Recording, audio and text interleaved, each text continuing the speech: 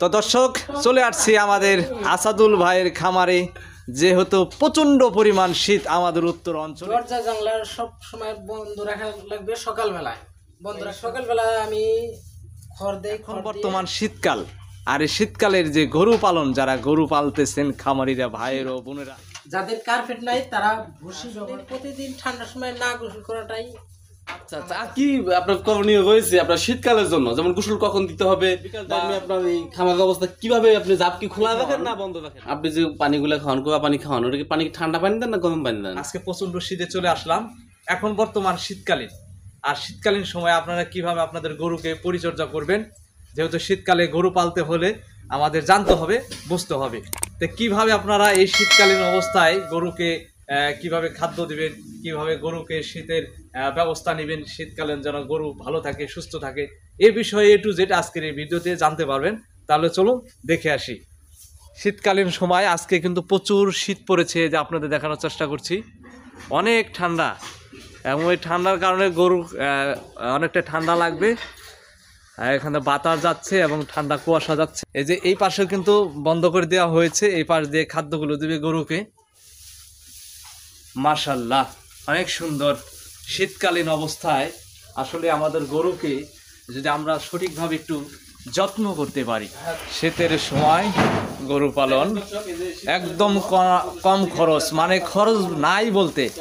তো দর্শক চলে আসছি আমাদের আসাদুল ভাইয়ের খামারে, যেহেতু প্রচণ্ড পরিমাণ শীত আমাদের উত্তর অঞ্চলে। এখন বর্তমান শীতকাল, আর এই শীতকালের যে গরু পালন, যারা গরু পালতেছেন খামারিরা ভাইয়ের ও বোনেরা, আপনাদের যে শীতকালে শুধু গরু পাললেই হবে না, গরুর কিন্তু পরিচর্যা রয়েছে। শীতকালের যে করণীয়, এ বিষয়ে আজকে কিন্তু আমরা চলে আসছি একজন অভিজ্ঞ যিনি রয়েছেন, গরু পালন করেন। আসসালামু আলাইকুম ভাই। ওয়ালাইকুম সালাম ভাই, কেমন আছেন? আলহামদুলিল্লাহ। তো অনেকদিন পর আপনার খামারে আসলাম। আপনি তো বর্তমানে শীতকালে, আপনি যেহেতু দেশি গরু পালন করতেছেন এবং সুন্দর এই পাশে বাস্তব গরু দেখতেছি, কিন্তু শীতকালের জন্য আপনি কিভাবে গরু পালন করতেছেন এটা দেখার জন্য আসছি। আমরা আমাদেরকে প্র্যাকটিক্যালি বলবেন, আপনি শীতকালের জন্য ওই যে চট বিছাই দিচ্ছেন, চট দিচ্ছেন ওইখানে, তাই না? গায়ে দিছি। আচ্ছা আচ্ছা, আর কি কি পদক্ষেপ গ্রহণ করছেন আমাদেরকে যদি A to Z বলতেন। ভাই সকালবেলা আমি খড় দেই, খড় দিয়ে ঝাপগুলা চাপিয়ে দেই, এবং আপনার অবশ্যই এই যে ভুসি, যাদের কার্পেট নাই তারা ভুসি ব্যবহার করবেন। ভুসি আপনি নিচে দিতে পারবেন, গরুর ঠান্ডা কম লাগবে এবং তারা সুন্দরভাবে শুয়ে পড়বে। আচ্ছা আচ্ছা আচ্ছা, যাদের কার্পেট নাই, কার্পেটের বিকল্প হিসেবে ভুসি ভুসি ব্যবহার করবেন। আচ্ছা আচ্ছা, এবং এই যে আপনার যেহেতু দেশি গরু, এবং চট দিয়ে দিতে হবে, চট দিয়ে দিতে হবে, চট কম্বল যেটাই হোক দিয়ে দিতে হবে। মানে রাখতে চায় না তো, পালায় দেয়। এগুলো হচ্ছে পাজি বেশি, তাই না? রাখতে চায় না, এই জন্য এদেরকে দেওয়া হয় না দর্শক। আর একটু ভিজে আছে, এই জন্য ভালোভাবে দেওয়া হয়। আচ্ছা আচ্ছা, আর কি আপনার করণীয় রয়েছে আপনার শীতকালের জন্য? যেমন গোসল কখন দিতে হবে, বা গোসল তো আপনার সপ্তাহে 1 থেকে 2 বার দিতে হবে, 1 থেকে 2 দিন দিতে হবে। সপ্তাহে 1 থেকে 2 দিন দিতে হবে, এবং কয়টার সময় দিতে হবে? এবং দুপুর 12টার সময় দিতে হবে, 12টা থেকে 12:30টার মধ্যে। আচ্ছা আচ্ছা, বেশি অবহেলা করে দেওয়া যাবে না, তাই না? এক বেলায় দিতে হবে, এক বেলায় দিতে হবে। আচ্ছা, আর কি পদক্ষেপ আপনি গ্রহণ করছেন যেটা আমরা জানতে চাই, গোপন কি বিষয় রয়েছে? ভাই দরজা জানলা সব সময় বন্ধ রাখা লাগবে, সকালবেলায় বন্ধ রাখতে হবে, এবং মানে ভালোভাবে রাখতে হবে, এক কথায় শেষ। আচ্ছা ভাই, আপনি বিকাল টাইমে কি করবেন? বিকাল টাইমে আপনার এই খামারের অবস্থা কিভাবে, আপনি জাপ কি খোলা রাখেন না বন্ধ রাখেন? না, এখন তো ঠান্ডার সময় বিকেল টাইমে আমি খড় টড় সুন্দর দেওয়ার পরে, ভুসি দেওয়ার পরে আমি চাপাই দিই সন্ধ্যার আগে। আচ্ছা আচ্ছা, আপনি দেখতেছি যে এই যে এখন তো আপনার মশারি নাই এখানে, আপনার মশারি টানা না, মনে হয় কয়েল ইউজ করেন না? এখন কয়েল এখন বর্তমানে ইউজ না করলে চলে, কিন্তু আমি 1 ঘন্টার মতো কয়েল রাখি, সন্ধ্যা থেকে 1 ঘন্টার মতো কয়েল রাখেন মাঝে মাঝে। আচ্ছা আচ্ছা আচ্ছা, যেহেতু আপনার ওই যে এখানে ভুসি দিয়েছেন, অনেক কিছু দিয়েছেন, তা কয়েলটা আপনি কোথায় রাখেন? বিপজ্জনক হয় না? না না, ওই পাশে সুন্দর করে, এই যে এই পাশে দেওয়া হয়, এই যে এই পাশে দেওয়া হয়, ওই পাশে দেওয়া হয়। ও সুন্দর একটা বুদ্ধি করছেন, হ্যাঁ, কয়েলের জন্য কোনো বিপজ্জনক নাই, তাই না? কোনো বিপজ্জনক নাই। দর্শক দেখেন এই যে এই স্ট্যান্ডের মধ্যে ওইখানে সুন্দর একটা রড দিয়ে কি সুন্দর করে রেখে দিচ্ছে, ওইখানের মধ্যে কয়েলটা রাখা হয়, কোনো বিপজ্জনক নাই। এদিকে আপনার লক্ষ্য রাখতে হবে, কেননা আপনার আগুন থেকে দুর্ঘটনা হতে পারে, আপনার লক্ষ টাকার সম্পদ নষ্ট হতে পারে, এই জন্য খেয়াল রাখতে হবে এদিকে। আর এই যে অনেকেই যে আপনার ফ্রিজিয়ান গরু পালন করে, অস্ট্রেলিয়ান পালন করে, ওদের কিরকম শীত লাগে আপনি কি মনে করেন? ওগুলো গরু তেমন শীত লাগে না, ফ্রিজিয়ান, অস্ট্রেলিয়া, ওইগুলো গরু শীত কম লাগে। শীত কম লাগে না? আচ্ছা আচ্ছা, ওই গরুগুলোকে যদি প্রতিদিন গোসল করানো হয় তাহলে অসুবিধা নাই কোনো, না? না, আসলে প্রতিদিন ঠান্ডার সময় না গোসল করাটাই আমার কাছে বেটার।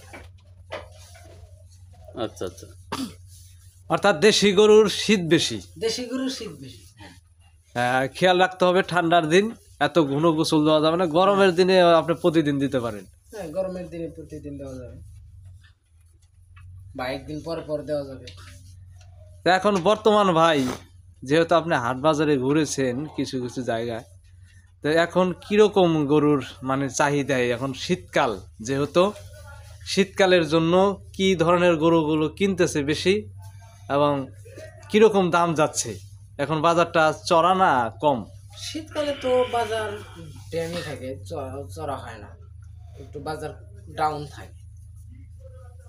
এই সময় খামারিরা গরু যদি কিনে তাহলে লাভবান হতে পারবে শীতের সময়।